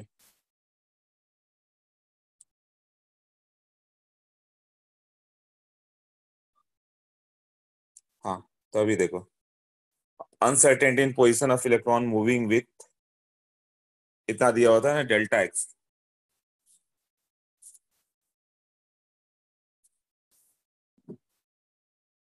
ये हो गया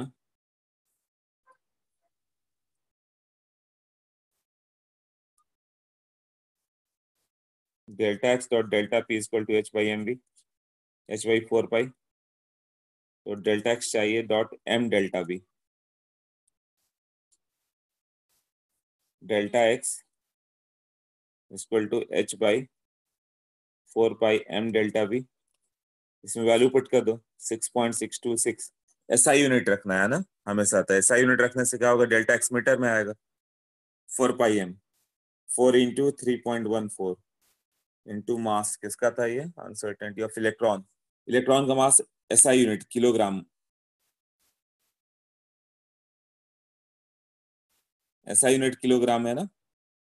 और into delta v. Delta v कितना है 1% ऑफ दिस। 1% ऑफ दिस मतलब कितना लोगे 1/100 ऑफ 6.62 इंटू 10⁶ इतना ही अनसर्टेनिटी था ना।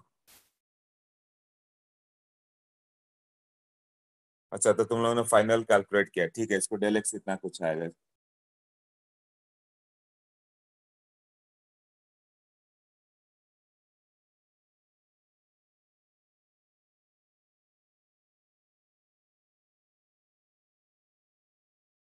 ओके नोट्स में देखो एक और क्वेश्चन दिया हुआ। कौन सा क्वेश्चन है नोट्स में।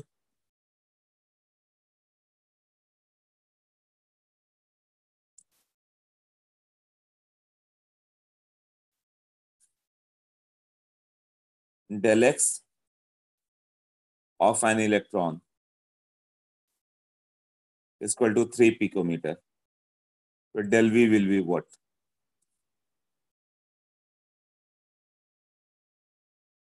One by 3 picometer.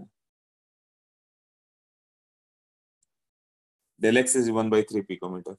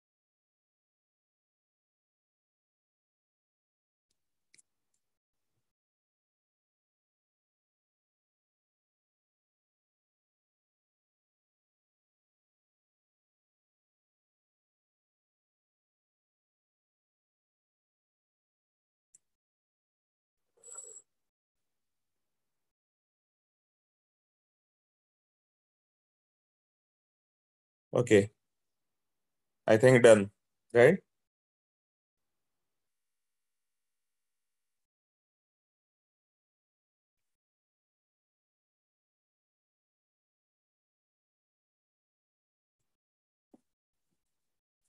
आंसर तो सबने ऑलमोस्ट दिया, तो इसका आंसर मेरे नोट्स में है भी, राइट? 1.75 इंटू 10⁸ सेम दिया हुआ है, 1.75 इंटू 10⁸। हाँ, कुछ लोगों के आंसर नहीं, बहुत लोगों का आंसर करेक्ट है। ओके, हाँ वाला बोलो।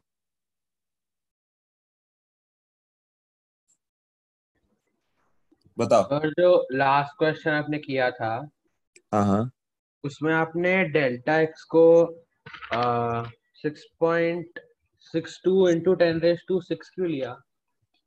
बाई 1%, बाई 100 डेल्टा वी को लिया है। तो 6, हाँ डेल्टा वी को, सॉरी, तो 6.62 इंटू 10⁴ होना चाहिए ना? नहीं नहीं, 6.62 इंटू 10⁶ है, और उसका 1% अनसर्टेनिटी है। तो डेल्टा एक्स का वैल्यू, डेल्टा वी का वैल्यू क्या लेंगे? उसका 1% जितना भी दिया हुआ है, तो उसका 1% 10⁶ का 10⁴ वो बाद में आ जाएगा, 1/100 इंटू दैट लिया था ना। अच्छा, तुम बोलो कि शायद लिखने में कुछ रॉन्ग हो गया क्या? वेट,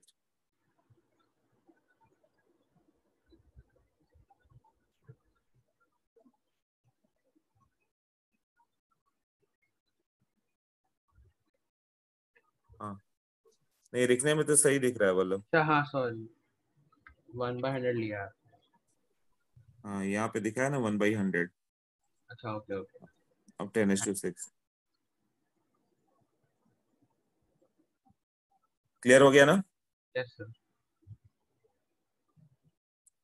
ओके, नेक्स्ट में देखो, अनसर्टेनिटी और ये कर दिया।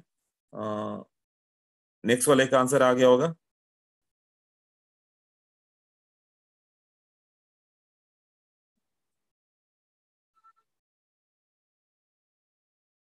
तो इसका वैल्यू क्या होगा?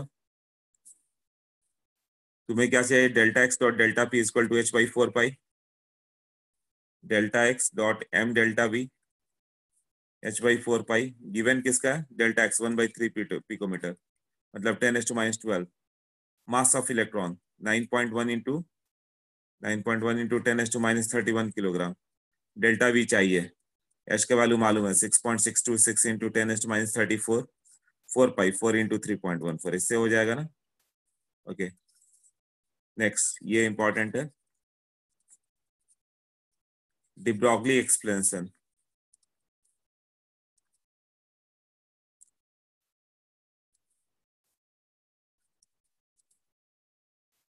Why angular momentum is quantized? मैंने बताया था ना, ये de Broglie ने बताया इस चीज को कि why quantized, मतलब MBR इक्वल टू NH/2 पाई क्यों होगा? बोर नहीं बता पाया, अपनी थियरी में वो एक्सप्लेन नहीं कर पाया कि why MBR equal to NH/2 pi, but de Broglie ने एक्सप्लेन किया। de Broglie ने बोला कि इलेक्ट्रॉन तो वेव है, पार्टिकल मानना छोड़ दो। यदि इलेक्ट्रॉन वेव है तो इलेक्ट्रॉन कैसे मूव करेगा? कुछ ऐसे मूव करेगा, ऑर्बिट के अराउंड भी इस तरह से वेवी नेचर से मूव करेगा, वो स्टेशनरी वेव इसको बोलते हैं। और यहां से यहां तक तो हम लोग क्या बोलेंगे? एक वेवलेंथ लैम्डा, ऐसे होगा। यहां से यहां तक दूसरा लैम्डा, यहां से यहां तक तीसरा लैम्डा, यहां से यहां फोर्थ, यहां से यहां फिफ्थ, है ना? Suppose n waves are formed, n waves are formed in the Bohr orbit, तो क्या हम लोग ये लिख सकते हैं क्या कि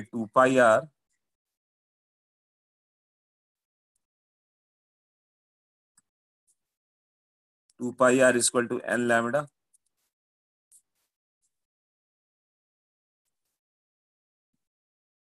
जो पेरीमीटर होगा, लैम्डा लैम्डा लैम्डा सबको ऐड करते जाओ, कितने लैम्डा हो गए? n लैम्डा हो गया ना, तो 2πr equal to n lambda, ये लिख सकते हैं। क्लियर हो ना? सारे लैम्डा को जोड़ते जाओ, n नंबर ऑफ वेव है। हाँ, एक वेव का लेंथ लैम्डा होता है। Yes yes yes, okay, clear है। तो इसको क्या करें?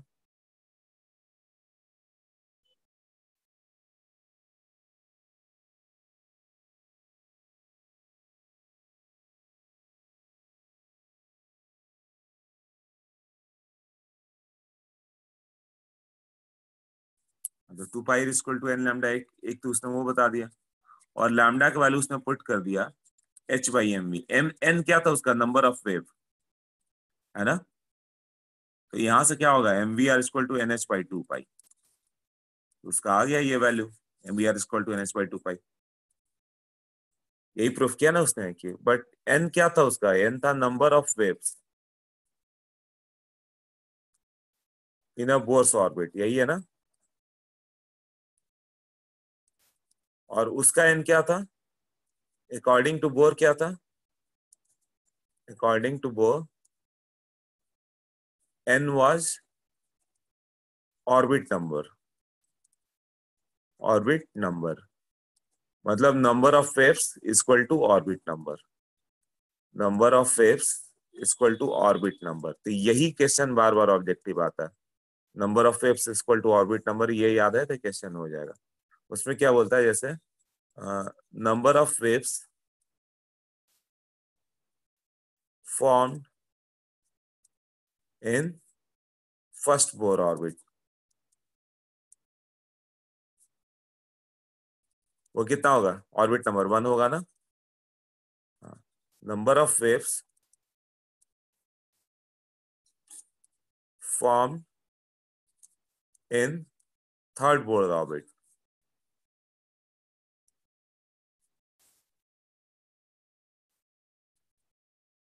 तो वो हो जाएगा 3। Number of waves formed in fifth Bohr orbit,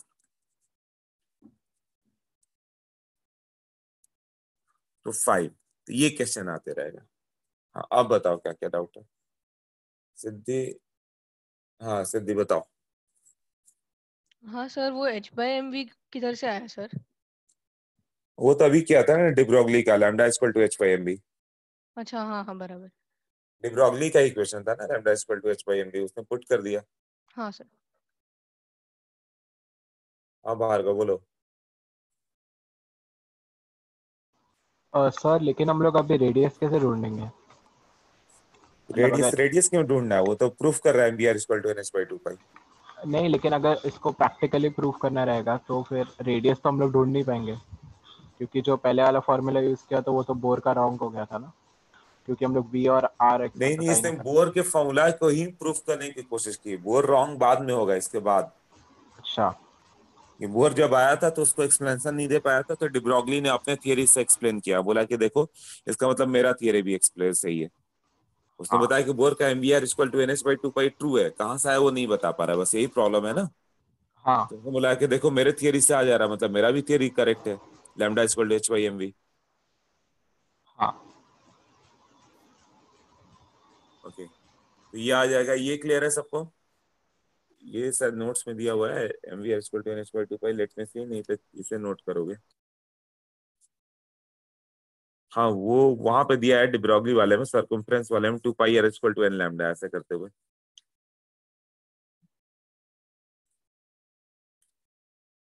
हाँ दिया हुआ है mvr इक्वल टू nh/2 पाई, क्यों आया वो बता दे रहा है वो। हाँ बट ये लास्ट के 3 स्टेटमेंट नोट कर लो, number of waves forms in first Bohr orbit 1, second में 2। इसी तरह डायरेक्ट पूछता है number of waves form in the third Bohr orbit, तो direct 3। Clear. Scientist name de Broglie तो याद ही रखो ना, डिब्रोगली थ्योरी। हाँ, और हाइजेनबर्ग अनसर्टेनिटी प्रिंसिपल, ये दोनों याद रखो नेम, हाइजेनबर्ग और डिब्रोगली। ओके, अब बुकलेट में जाओ, जो मैंने बुकलेट भेजा, बिगनर्स बॉक्स 4, तो इस पे जाओगे तो ये सारे क्वेश्चन इसी के हैं। टोटल 15 16 17 केसेस था में, पूरे डिब्रोगली और इसी पर है, हाइजेनबर्ग अनसर्टेनिटी प्रिंसिपल पे। तो तुम्हारा काम होगा कि एक बार बुकलेट, पहले कितने लोग गायब हुए अभी ये देखने दो, फोटो ले लेता हूँ मैं तो। हाँ आज सब प्रेजेंट है, तो अब बताओ आज तक क्यों चले जाते थे आधे लेक्चर से तुम लोग। अभी नाम तो नहीं मालूम कौन कौन, but 12 14 student her bar half lecture से 9:30 में निकल जा रहे थे। कभी भी एक चीज याद रखो, ये कैरियर बनाने का एक ही मौका मिलता है, यही टाइम मिलता है, बाद में ये नहीं मिलेगा।